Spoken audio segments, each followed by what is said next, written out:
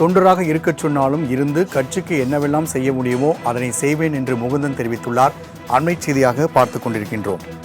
நேற்று தினம் புதுச்சேரியில் பாமகவின் சிறப்பு பொதுக்குழுக்கூட்டம் நடைபெற்ற நிலையில் இளைஞர் அணி தலைவராக முகுந்தன் என்பவரை ராமதாஸ் நியமனம் செய்தார். இதனால் பாமகவின் நிறுவனர் ராமதாஸுக்கும் அக்கட்சியின் தலைவர் அன்புமணி ராமதாஸுக்கும் இடையே வார்த்தை மோதல் ஏற்பட்டு பின்பு பெரும் அதிருப்தியோடு அங்கிருந்து அன்புமணி ராமதாஸ் வெளியேறினார். இந்நிலையில் முகுந்தன் தன்னுடைய விளக்கம் ஒன்றினை அளித்துள்ளார். கூடுதல் விவரங்களை செய்தியாளர் ராஜேஷ் வழங்க கேட்கலாம். ராஜேஷ், தற்பொழுது முகுந்தன் ராமதாஸ் முடிவுக்கு கட்டுப்படுவேன் என்று தெரிவித்துள்ளார். இது குறித்தான கூடுதல் விவரங்களை பதிவு செய்யலாம்.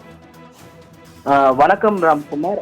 மிகுந்த ஒரு சலசலப்பை பாமகவில் ஏற்படுத்திய ஒரு நபர் பெயர் என்றால் அது முகுந்தன். இந்த பொதுக்குழுவில் மாநில இளைஞர் அணி தலைவராக அவர் நியமிக்கப்பட்டார். அதற்கான அறிவிப்பினை ராமதாஸ் வெளியிட முயன்ற பொழுதுதான் இந்த அன்புமணி ராமதாஸுக்கும் இடையேயான அந்த வாக்குவாதம் மோதல் என்பது மிகப்பெரிய ஒரு பாமகவில் புயலை கிளப்பிய நிலையில் நாம் முகுந்தனிடம் இது தொடர்பாக தகவல் கேட்டோம். அவரது ஆதரவாளர்கள் சார்பாக நம்மிடத்தில் தெரிவித்த கருத்து என்னவென்றால், மருத்துவர் ஐயா அவர்கள் என்ன முடிவு எடுக்கிறாரோ அதற்கு நான் கட்டுப்பட்டவன். அவர் இளைஞரணி தலைவராக தொடர்ந்து செயல்படு என்று என்னை சொன்னால் நான் தொடர்ந்து செயல்படுவேன். இல்லை என்றால் பாமகவின் அடிப்படை தொண்டனாக இந்த கட்சியினுடைய வளர்ச்சிக்கு என்னால் என்னவெல்லாம் முடியுமோ அதனை நான் செய்வேன். கண்டிப்பாக எந்த முடிவாக இருந்தாலும் பாமக நிறுவனர் மருத்துவர் ஐயா அவர்களுடைய உத்தரவுக்கு கட்டுப்பட்டு நான் செயல்படுவேன் என்று அவர் தெரிவித்தார். முகுந்தனை பொறுத்த வரைக்குமே கடந்த 4 மாதங்களுக்கு முன்பாகத்தான் அவர் பாமகவில் இணைந்திருக்கிறார். அப்பொழுது அவருக்கு ஊடக பிரிவு தலைவர் பதவி என்பது வழங்கப்பட்டது. அதனைத் தொடர்ந்து தற்பொழுது இந்த பொதுக்குழுவில் அவருக்கு மாநில தலைவர் இளைஞரணி தலைவர் பொறுப்பு வழங்கப்படுவதாக ராமதாஸ் அறிவித்தார். இந்த பொறுப்பை பொறுத்த வரைக்குமே ஏற்கனவே அன்புமணி ராமதாஸ் வகித்த ஒரு பொறுப்பாக இருக்கிறது. முகுந்தனுக்கு இம்மாதிரியான பொறுப்புகள் வழங்கப்படுவதற்கு ஏற்கனவே ஆலோசித்ததாக தகவல் எல்லாம் வெளியாயிருந்தது. அப்பொழுது அதற்குமே அன்புமணி ராமதாஸ் எதிர்ப்பு தெரிவித்ததாக கூறப்படுகிறது. இந்த நிலையில்தான் இந்த சலசலப்புக்கு ஒரு அச்சாரமாக அமைந்தது அமைச்சர் சிவசங்கரனுடைய அறிக்கை என்பது வெளியாகி இருக்கிறது.